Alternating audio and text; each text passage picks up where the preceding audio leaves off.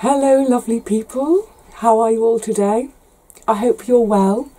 I hope you're also enjoying a little bit of sunshine like I am. Oh my goodness, we finally have this beautiful day. So, excuse me, it's quite a bit to do.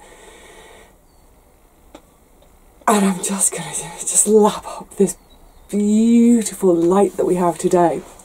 So, I am going to start tackling the spud bed today.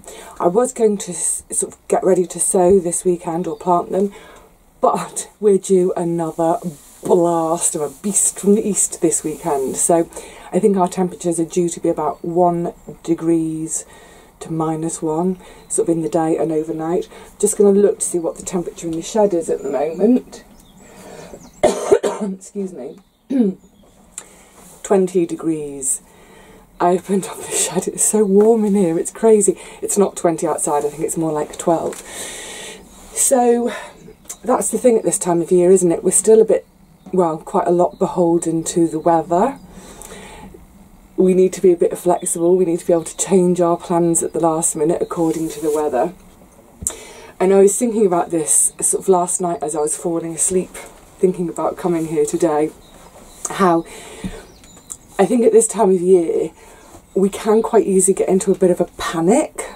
There's so much to do, there's no time, etc, etc.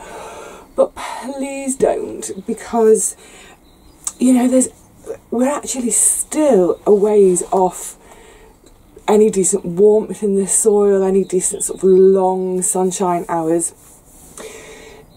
I think one of the reasons we have this kind of little panic mode at this time of year is because we're coming off the back of a long winter where we felt frustrated because there's not that much to do in the garden, and I think for most of us we can probably come down for a couple of hours once a week and get things done. What else are we going to do? But yet we're looking at this point, we're looking ahead to a whole lot of stuff that needs doing, whether it's, you know, weeding, digging the beds over, getting all your beds ready, getting your seeds in. Are they being put in at home? Are they being direct sown? Have I cleaned the greenhouse? The list seems endless at this time of year. And I think, like I say, coming off the back of months of not being able to do much, not having much to do, and then facing this sort of next 4 weeks where there's so much to do, it can feel a bit overwhelming. Especially if this is your first year and you're still feeling a bit like, I don't know how to organise my time. Don't panic, because if you're like me and you don't have a greenhouse to grow things in, everything's grown in open ground, if you've got a similar climate to me, really we're still sort of, I would say sort of 4 weeks away from actually sowing anything direct in the garden, apart from the seed potatoes and the onions, which I'll talk about in a second. But nearly everything else will start off at home over the next 3 or 4 weeks.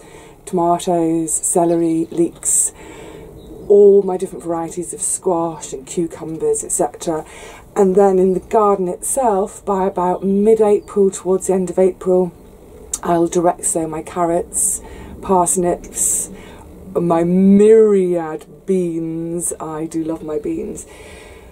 So actually, in terms of sowing and planting, we've still got quite a chunk of time, so it's the perfect time to deal with your beds and the layout of your plot. Hopefully you've decided on your layout and that you've got your structures in place, and now it's just a case of preparing the beds to receive the beautiful seeds and seedlings and plants. So like I say, today I'm going to start on the potato bed, and by doing that and removing the green manure, the field beans, I will also be starting the flint corn bed today. And it's really quite exciting because tomorrow is the 17th of March, St. Patrick's Day, and a year ago to the day of the 17th, I made my first little video for this channel all on my own. It was me planting my potatoes. I actually can't believe it's a year since I started my channel. Where's that year gone? It's flown. I can't believe how nervous I was about making that first video. I can't believe how much I fell in love with making the videos. I've loved it so much. So yeah, it's quite an auspicious kind of couple of days at the moment. It's not a year since I went without a wage. So this time last year I was still working. I'd given my notice in, but I had to work 8 weeks notice. So I worked and I got paid up to the end of April. So the beginning of May was when I went wage free. So yeah, so I'm really excited to think it's been a whole year. A massive thank you to all of those who just tune in each week, each day, whatever, and just leave the most amazingly supportive, encouraging comments. You're all fabulous. And it's been great to feel like I've got to know you guys a bit over the year as well, and I kind of picture your gardens in my mind. It's brilliant. So I better get on out there because, like I say, the sun is shining. Gotta make hay while the sun shines. Grab every opportunity. Like I said, this weekend it's going to be really, really bitterly cold again.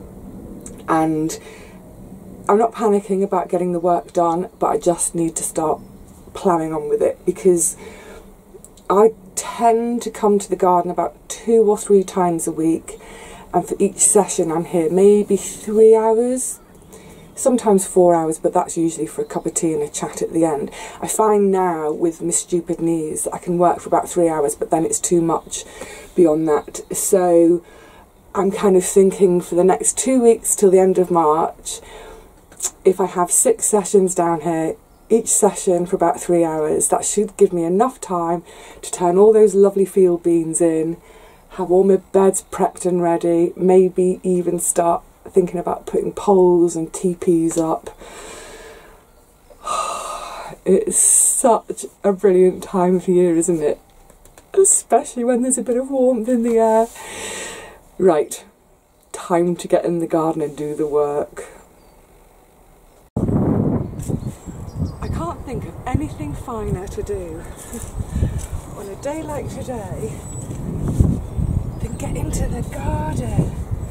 So, beautiful field beans have done their work over the winter protecting the soil, and now it's going to be quite a long, tedious job. Now they need to come out, chopped a bit, and these will become the nitrogen supply for the flint corn. Woo! It's actually a perfect time to do it, because look how easily they're just coming out. We've had quite a bit of rain, so the soil is nice and soft to work with.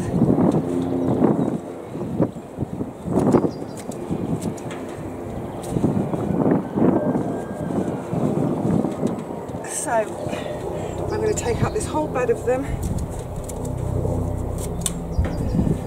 Like I said, it's a slightly tedious job.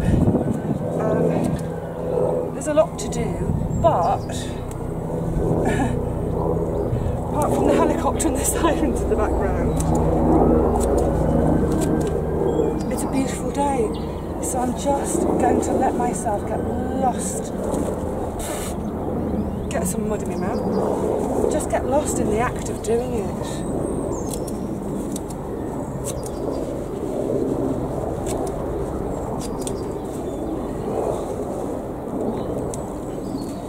Meditation on a sunny day.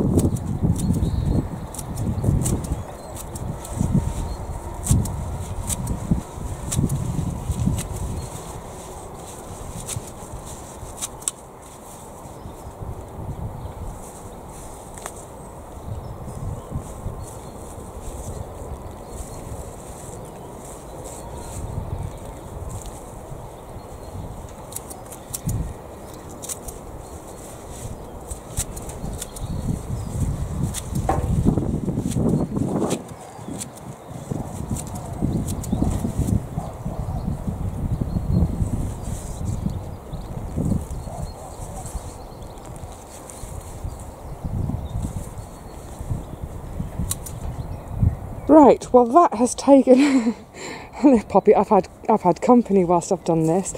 That's taken about an hour, maybe a little less, to get out of here. So it's not a quick sticks job, like I say. So now this I'm going to go and make the flint corn bed with. But I just want to bring you guys around here, see if I can pick this up on camera for you, which is going to involve me kneeling down, which is going to take half an hour. Hang on. Oh, ow, oh, ow, oh, ow. Oh, look, I've got a couple of weeds. But I just wanted to show you. So I hope this will pick up. Can you see the soil is beautifully sort of loose, not like my normal, oh god, I'm getting up, sorry, compacted stuff. So see, like there where it's compacted, where it's been rained on.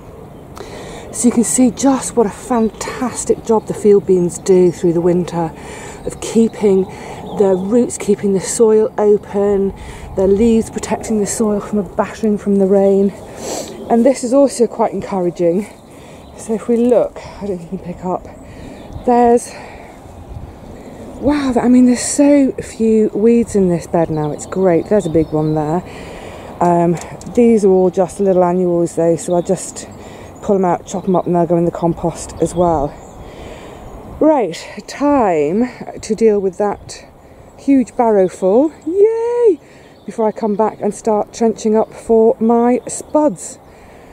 I'm basically enjoying what is turning into being the most beautiful day this year so far.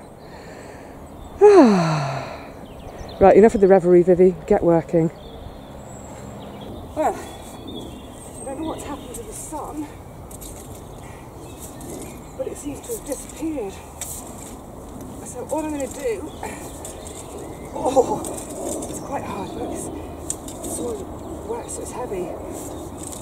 Just rake a bit of a trench up for the beans. I think this is going to be cue for speed music.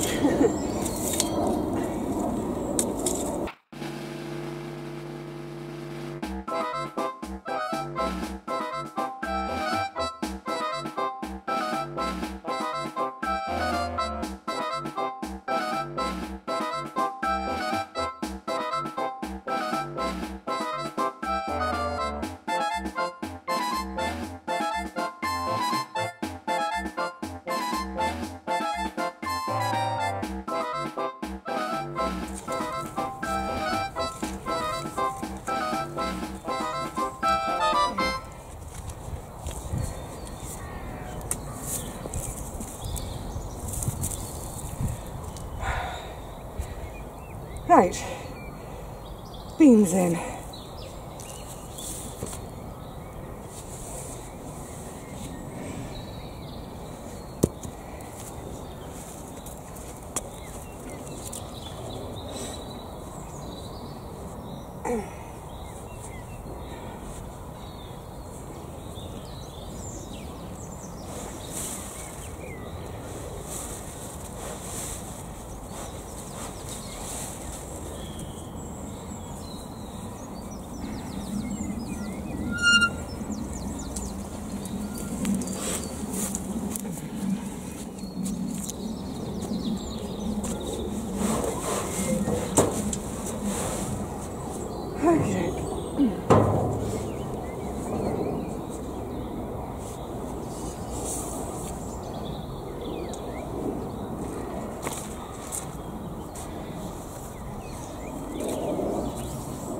So the idea with this lovely lot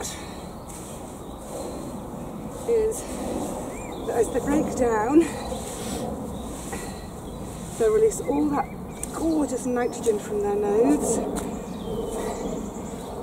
Remember, all the little nodes on the roots. As it breaks down, it releases, and as the flint corn is amongst the greediest of my crops for nitrogen, and as I struggled to make enough urine fertiliser for it last year, I'm hoping that this may help. Never tried it before, we'll see. But you could use the same principle for your runner bean trenches. Actually, what I might do as well is I've got a load of newspapers at home that I've been saving from the local railway station for making seed pots. If I've got some left over, I might shred it, tear it up a bit. And again, this is something you can do for your bean trenches. Shred it up, get it in the bottom of the trench, really, really wet it, because the newspaper is really good for holding the moisture. So a bit of newspaper to hold moisture, the green manure to release nitrogen. Hopefully I'll have some happy flint corn again this year, because I've got to say I am loving my popcorn. So I'm not going to cover this trench for now because I'm going to bring some newspaper down, I think. Yeah. Okay, another job almost done. Woohoo! And the sun's coming back out. Yay!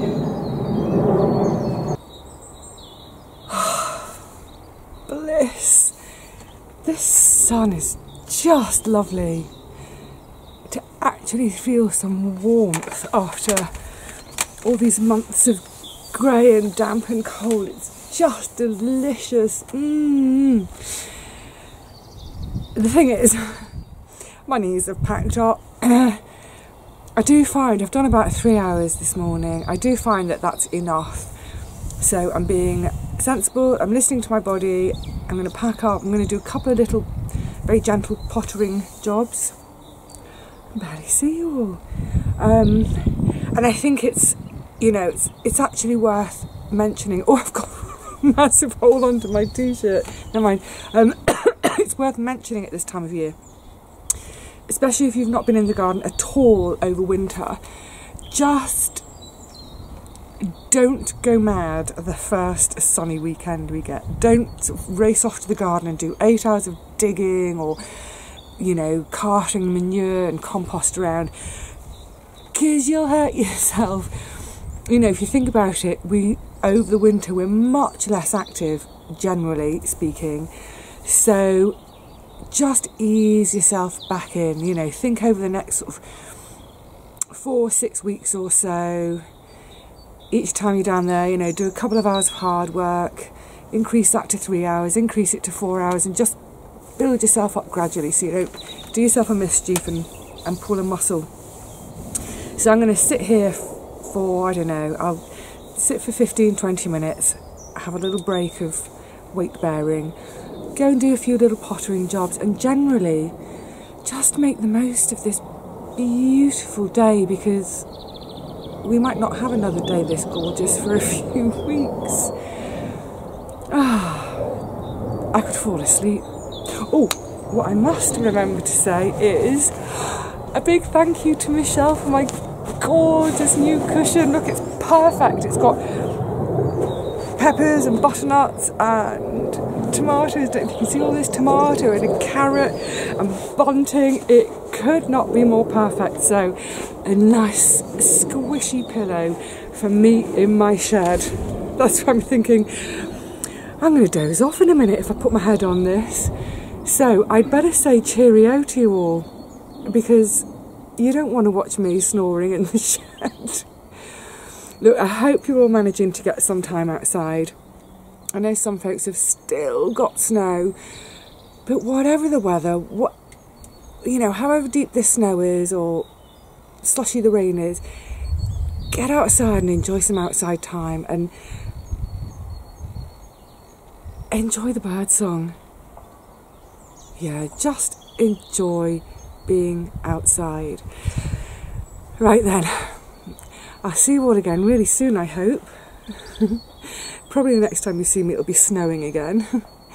But until then, everybody, take care and have fun whatever you're getting up to.